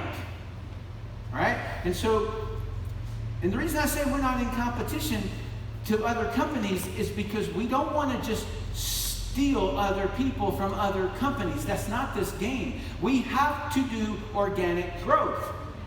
Okay? This industry, you know, like this, I don't know if you guys saw me punching this guy, Dan Locke, but he says you're not an entrepreneur, you don't create jobs. The idea is not to create jobs, the idea is to create income. And so I'm like, this guy's never done anything in business, I can tell, right? So it doesn't make any sense to me the way he says that. And so I'm not worried about other companies at all. Once you really know what to look for in network marketing, and there's no training on how to choose a company, once you know what to look for and you evaluate all the pieces in the right priorities, in other words, what do you look at first, what do you look at second, and all those things, if you do that right, you're going to conclude RX. You just got to. Okay?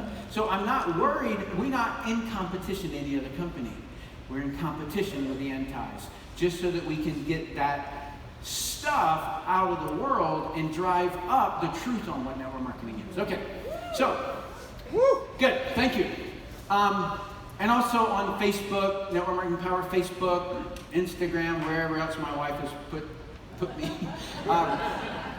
Okay, so number 2, reps secretly believe that they can't do network marketing. Okay, and I know this because the way people come and ask for me to pay them. What? They ask me to pay them to join. Oh my God. Deals. Jeunesse. Deals from corporate. Things like that, right? So that's how I know that. And reps secretly believe that they can't train a team. Okay, this is true. I find it many, many times. So I'm going to run through this. This is going to be real quick. But there's the law of every organization. And Laura, she is kind of like that third eye that views things not from my world that I sit for so long in, but she helps me. And so if I wanted to find the greatest wife in the world, what do I do? I have to generate a lead, right? And then I have to contact that girl. And then I have to set an appointment, take her to dinner, I don't know, whatever. And then I got to present myself, but not too arrogantly, right? And then I got to follow up unless she said, dinner's over. And then if that was the case, then I'd have to generate another lead. But if that wasn't the case, then I'm going to follow up by her. How do I follow up? Well, I'm going to contact her. I'm going to set another appointment. I'm going to do another presentation. And I'm going to do that as long as I have to until I get the girl of my dreams. You see that? Does everybody see? Yeah. I just taught you how to find the person of your dreams. Okay, so let's say that you are a politician. What do you need? Voters to vote for you. So you got to generate a lead. You got to contact that person, even if you follow them all around the internet. You got to set an appointment for them to look at what you stand for. And then you got to do a presentation. You got to follow up with them. And you keep on doing that. How does a church get a congregation? Okay, so maybe they create a postcard and they generate leads in the community. That's the first method. And they're going to basically tell you about something that they're going to do and some topic they're going to talk on or something like that. And they're going to keep on sending it. And if they know their business, they're going to send that postcard 3 times. And so then, then once you get the congregation in there, they're going to move to kind of like number 2. And that is invite your friends. We will have a barbecue. And blah, blah, blah, blah, blah. And so you get the idea. Everything does this. So don't think that you're some kind of bad person because you do this. Everybody has to do this. It's either you're good at it or you work for a company that does it. That's all there is. So might as well get good at it. This is the curriculum. This is what blew that guy who's sitting next to me out of the water. He couldn't believe how simple it is that he had been in business for this long, and this is all that there was. And I said, dude, I'll give you everything I know. You don't have to hire me. You know, like, it's, okay. So, as we look at the curriculum, this is generating leads. This is contacting, and so there's things that we've got to do in here. There's ways that you can present. And there's follow-ups. And follow-up, as I just described, is just basically doing this thing over and over. And you heard it mentioned, but maybe you didn't understand what it is. It's the inviting formula. It's how you invite someone to look at something. And so we're going to go into that in just a second. Well, in fact, let me just run through it real quick. So if you're looking under contact, you see greet, qualify, invite, close to action. That's what CTA stands for, close to action. So you generated a lead over here. And then you're going to contact them. It may be on telephone. It may be on Messenger. It may be on WhatsApp. It may be on WeChat. It may be in messages. It may be in Skype. Did I miss one? Yeah. TikTok. You know, like all of them. It doesn't matter how, because the process is the same. The template is the same. Okay? So you're going to first greet the person. I'm going to drill into this in a minute, but you're going to greet the person. You're going to qualify what they need and want and see if you can help them. If they have a need or a want that you can help them with, then you're going to invite, but you don't invite until then. I can circle around at any social event for hours, days, months, years, if it was that long of an event. And I could greet and qualify everybody in the room. I never need to invite. And that is the professionalism of when you have arrived at being able to have utter confidence, is when you know that. That's the certainty. You know, my dad was a craftsman, and he worked on wood. And there's something, anybody ever know a real wood craftsman? Good, okay. So you get the idea of this person, yeah. Okay, you get this idea of the person. And when my dad rolled up to a house, he wasn't wondering about what to do. All he was curious about is, you know, like he knew what to walk into the house with. You know what I mean? Like if you're new, then you're like, okay, let's see, I might need this, I might need this. And so you show up to the door, right? And then you look inside the house and you're like, hang on a minute. Run back, right? So what is a craftsman? What is the master of any craft? He squeezes out all inefficiencies and he just becomes super pinpoint efficient. Wow. That is a master of something. They've squeezed out all unnecessary actions. Okay? So when you really know, Greek qualified, invite, the whole formula, when you really know that thing, then you just walk around and you talk to people. You exchange business cards, I don't even do business cards anymore. I just say, here, and I hand them my phone, I say, put your contact information. Send me a text, and then send yourself a text. Please send a picture back to me so I know who you are. You know, these names come up. So that's the way that I do it. That's the way I work, a room, if you will. And I'm not just looking for somebody who needs to lose weight. I'm not just looking for somebody who needs money. But I'm also just looking for great people.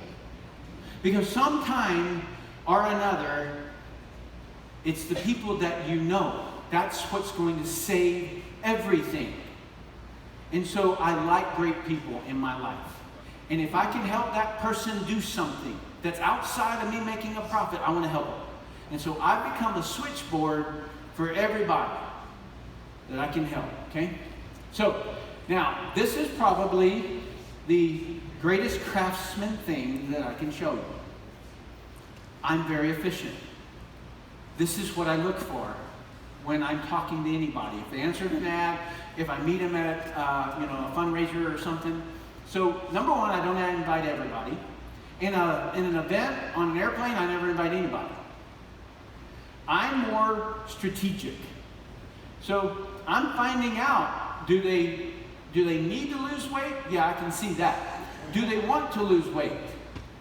That's what I want to find out. And if they say something like, okay, so when I'm in a big business environment, I'll say I build sales teams. When I'm in an environment to where it has to do with somebody who's not a business person, then I say I help older men lose weight. The way I say it. So if the person says I need to lose weight, I say, do you want to lose weight? And he kind of looks at me and goes, what's the difference? And I said, I need to might mean that you've needed to for several years and you don't want to. And I said, if you're ready, then I can help you. So that's the way I kind of like differentiate that with the person. And so when they say, oh yeah, I say, you ready? Yeah. All right, good. Then we can talk. What have you tried in the past? I don't go into what I have. I've got to assess the data. I want to find out what that guy's capabilities or vulnerabilities are. I need to find them out. What have you tried before? Why didn't it work? Things like that, okay? So, but here's the deal. Here's what I'm looking for. Number one is life force. That's the number one thing that I'm looking for. What's life force? You ever walk through a hospital, like you're heading somewhere, and you look into the different doors or the different rooms, right? You can see some people, even though they might be on their dying bed, they're full of life. You can see it, right? But you can see others that they already died, but they're still there. You see what I'm saying? Like, and it's not cutting anybody down. It's just there are people who their body has aged, but they still have their full spirit. You know what I mean? That's what I'm talking about when I say life force. Do they have an excuse manufacturing machine that has driven them down to where they have no life because they have nothing but excuses? That's what I'm looking for. If they have an excuse manufacturing machine, I can't sponsor them. I do not have enough hours in my lifetime to handle them because they just keep producing more excuses. Training, interest. I already talked about that. And then alignment with my journey. Okay? My favorite people are people who love to help other people. That's my journey. It's what I'm on. Okay? So that's the highest level person that I want to work with. So if they want to help other people make money, if they want to help other people get healthy, then man, it's my peeps, you know, like I want to work like that. Okay, so that's the way that I do it. Presentations, wherever you want to present, videos or whatever it is. All right. So some of you have seen these slides, some of you are brand new, so I'm going to run through these real quick. But to me, lead gen is it's a big, heavy conversation for a lot of people. But if I can just get you to see this one idea, there's so many people on earth. If you think in a limited supply, then you need to pull up from the keyboard. Okay? Like you're too dialed in because you can there's just so many people and they're so accessible. I've never seen a better time to build network marketing than right now. I can't believe when people act as though that it was easier back then. You know, like maybe 1 out of 1,000 of my friends had a fax machine. And, you know, fax machines are the smoking hot things. Give me a break. Nobody was dialed in. Nobody's plugged in. They didn't have social media. So I run 127 different advertisements to just do one thing, find 3. I want to find the 3 top producing out of the 126. When I find those 3, Arlene, don't you dare copy these. I'm joking. She always like screenshots and then run the ad right next to mine. I'm like, Arlene, is that you? Okay, so then I drive from there. I go to, this is what I call my pipeline profits. And so this has a whole bunch of cards on it. It's an electronic board, and these are imitation. They're regular cards, but they're electronic. And so I just drag these cards. So this is generate leads, this is contact, this is set appointment, this is presentations, this is follow up. Okay? So I'm just dragging cards. My entire business is on this Trello board. Okay? That's the way that I function on a day-to-day. But it doesn't stop there. Do you see up there at the top it says sponsored and there's an arrow that way? Mm-hmm. I keep going and I have a logistics category. So what's logistics? I got to get them signed up. I've got to teach them about the gold. I got to teach them about the ultimate pack. I got to teach them about all these different things, right? So that's a column that I get them through and then I move them to the next step. What's the next step? I got to get there 4. Right? And I move into the next step, director. I keep on moving that person. Why? Because I have a vision. There's a big boardroom table. Okay? I'm sitting at the end. And I want to fill up those spots. I want 12 chairmen that I sponsored. And we're a unit, we're a team. And I train them everything that I know. I'm not going to hold back anything. I'm going to train them until they can't do it wrong. I'm going to be willing to go into combat with them because they'll save my butt. That kind of devotion to each other. Right? And if I do that, then I will build an exponential residual income for life. For them. And I get a little piece. You get this idea. So when you go out recruiting, have the vision of what you want. Because you can attract. All right, so I'm pushing them along, and I'm trying to get them the seat at that ordering table. Okay? And so I go all the way out to chairman. And if you haven't seen how these things work, it's just moving a card. You just click and drag the card over to the next column. And so that's why my whole business is just on that one thing right there. So, you open one of the cards. If you were to click on one of these cards, then it has like all the information.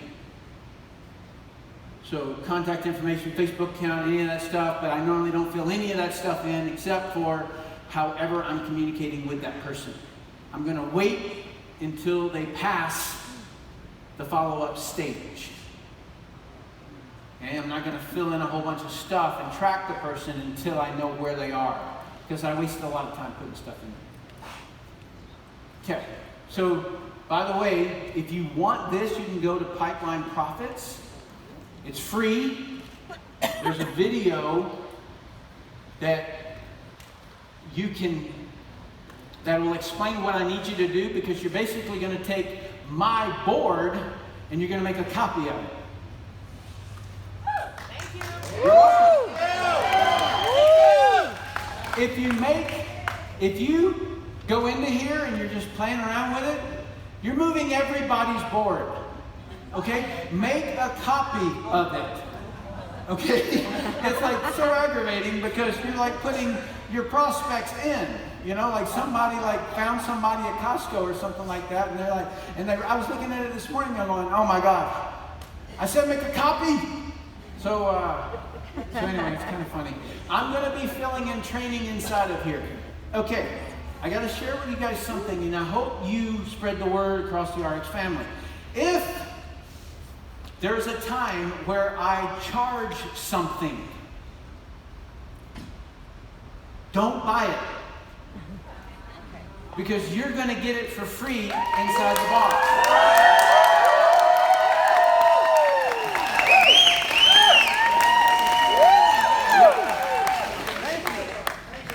I imagine Rick Billings is going to create a sales funnel that basically explains that to everybody. Don't, Rick. Okay? Get Tim's training for free. Yeah, great. Okay, because this takes a lot of work, a lot of money to do all of these things, and so I have employees and things like that that have to run these circumstances, and so if I charge something, just know that you'll get it in the box. Okay, so after I set an appointment, I then do Zooms. That's all I do. Okay? Zooms, more Zooms. Zoom. Why? I don't have to sit at the coffee shop wondering if they're going to come. I have the thing set up with my camera off. Don't forget to do that. Bad mistakes. I have my camera off, and then I hear when they enter. I'm like, oh, I stand up, I turn around, turn my camera on, go, hi. Okay, and I talk. Each one of my calls different. I just talk to people. I find out, who are you? What do you want? What's your dream? What difficulty have you had getting to that dream? Why is it a barrier right now? That's what I'm asking them. Okay? And so I sponsor people who have Life Force, don't have an excuse manufacturing machine, and they're along with my journey. I sponsor these people, and I stack. I just stack. All right? Everybody understand that? So one goes under another, that goes under another, that goes under another, and goes under another. And so then what I'm waiting for is that person to turn on and start seeing that it's just a pipeline. And you just got to do number one. And so I'm going to set a minimum standard of about 5. I want you to generate 5 leads, and I want you to push them through the pipeline. I want you to tell me your outcome. Okay? If they won't meet the minimum standard, I don't work with them. Everybody get that? if you won't do 5 leads, then you don't really want to be in business. Okay, so, well, Fred, doggone it, he pays me on my weaker side.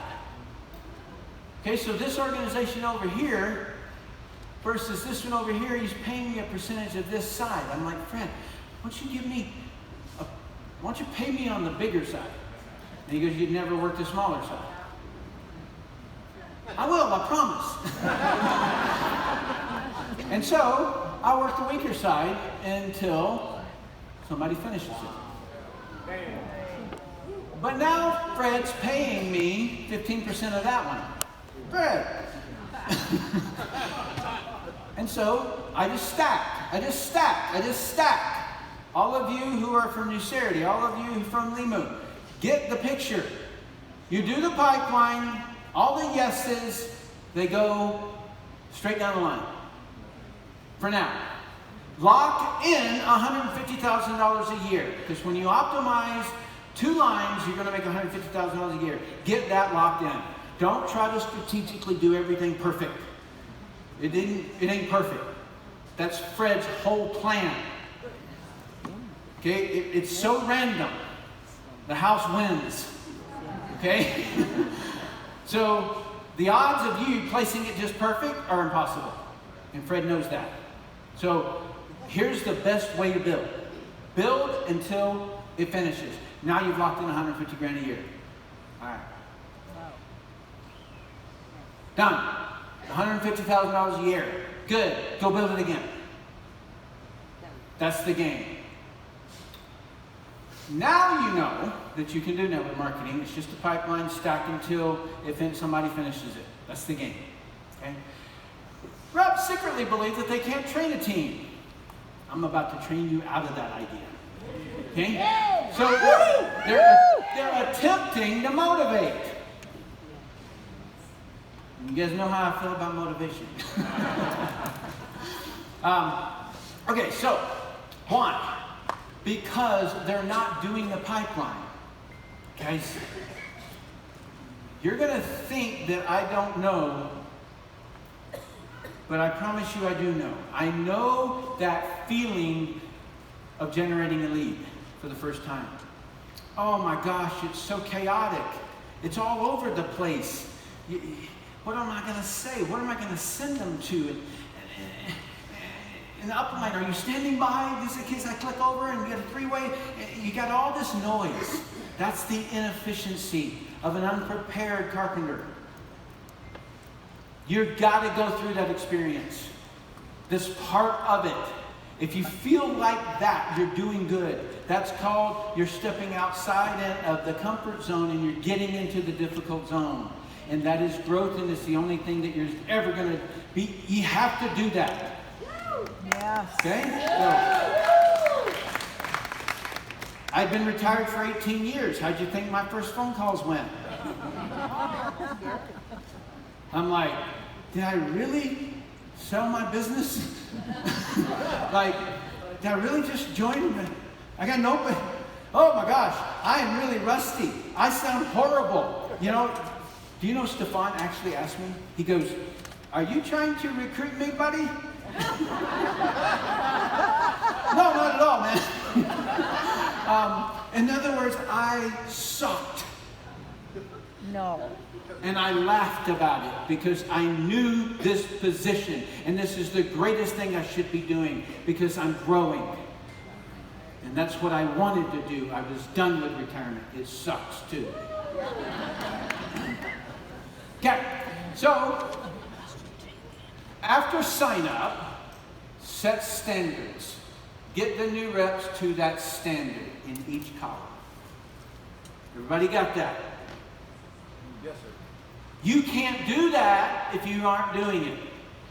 You can't get them to that standard because they're going to ask you, well, how do I generate a lead? How do I contact them? What do I say on that call? They're going to be asking you these questions. And so you have to go out there and just go dark for a little while and just recruit like crazy. Just do the pipeline, do the pipeline, do the pipeline. Find your efficiencies. get it all dialed in. Just start dragging people across the board, talking to people, blowing phone calls, getting people mad at you. All these things, do it. Yeah, it's part of it. It's a game. Okay? And then you're going to get real efficient. It's just going to be smooth. Okay? So then raise the standard. Okay, so you get them to a standard. Let's say 5. Generate 5 leads, push them through. Fine. Then raise the standard. Go to 10. Go to 20. Go to 30. Okay? I've never seen an elite team in my life that doesn't do this. Sports teams, football teams, basketball teams, wrestling teams, jiu-jitsu teams, SEAL teams, everybody does this. I'm teaching you how to be the most elite network marketing company there is. Let us suppose for just a moment that every one of us in the next 60 days got to where we were able to push 20 prospects per day across the pipeline. Wow. We would triple RX in the USA. That's all we got to do. So when RX isn't growing in the United States, some people may be confused. You will never be confused again. Because when they would pay me to come into a company and consult them, this is all I told them. They pay me a lot of money for what you just got. Okay? So that's all it is. How did that font mess up that much? I've never seen a font change the name of something. It says Elite Teams. Okay? That's awesome. Okay. All right, so you must do the pipeline. Number 1 is the law of expansion in every organization. Nothing else builds your business. Doing the pipeline is how you get a team. So every anti-network marketer on the internet or anywhere else is telling you what they didn't do. Exactly. Because John Taylor, who wrote that document that ends up on the FTC website somehow, he worked Nu Skin for 1 year to see what it was like. Oh, God. Okay? And he spent the rest of his life trying to prove that it was the problem. Never even knowing that there was a pipeline going on behind the scenes. Okay, so doing the pipeline is how you get a team. Doing the pipeline teaches you what to train your team. People who can't or won't do the pipeline don't recruit because they're afraid somebody will join. You know how many people have told me this? But Tim, I don't have any success.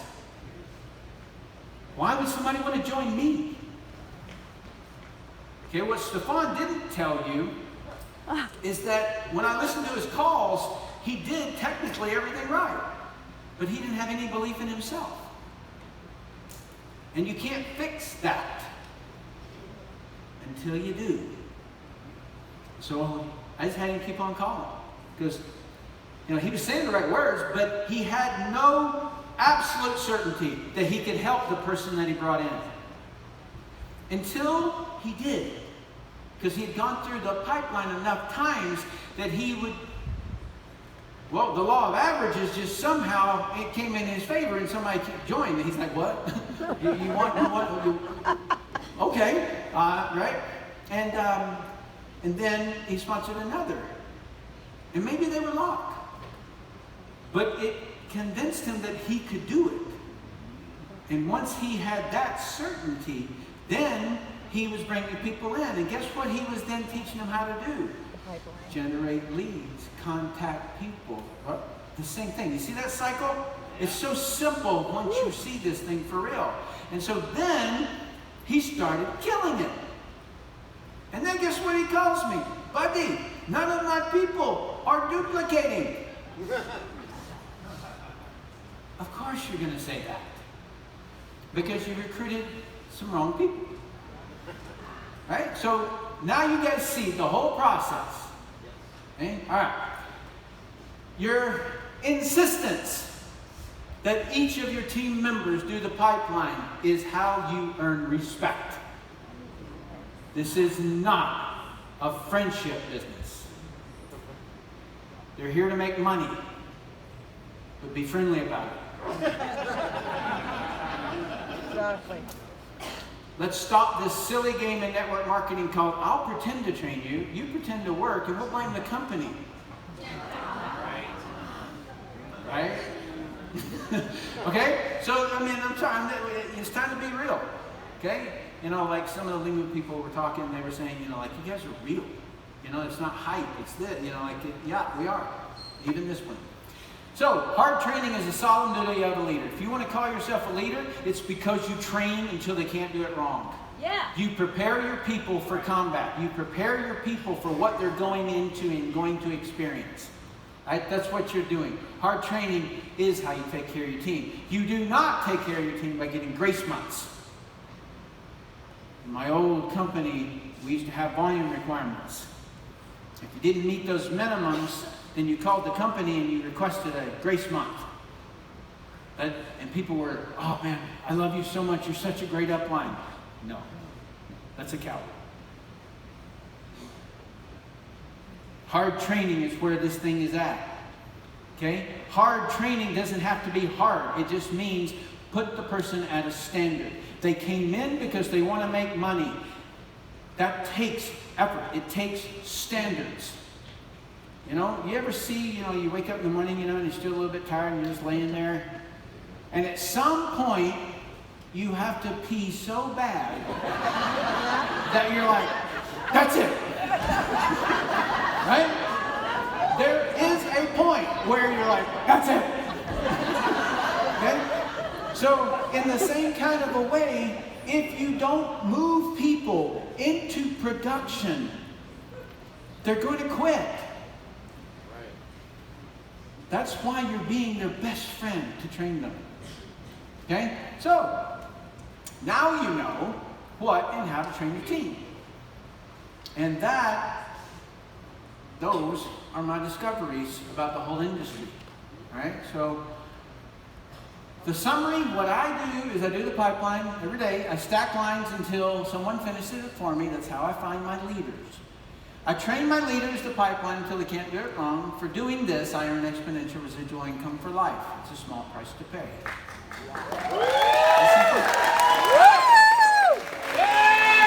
All right. So, I'm going to have you guys take a break. Yo, thank God. I get to pee. As soon as I mention it,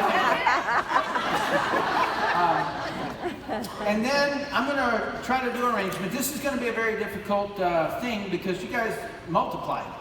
I thought I would have like 40 people here. And so somehow you guys like changed your flights. So I'm going to do some arranging, then we're going to come in, I'm going to explain how we're going to do some of these things, and then we'll have fun, okay?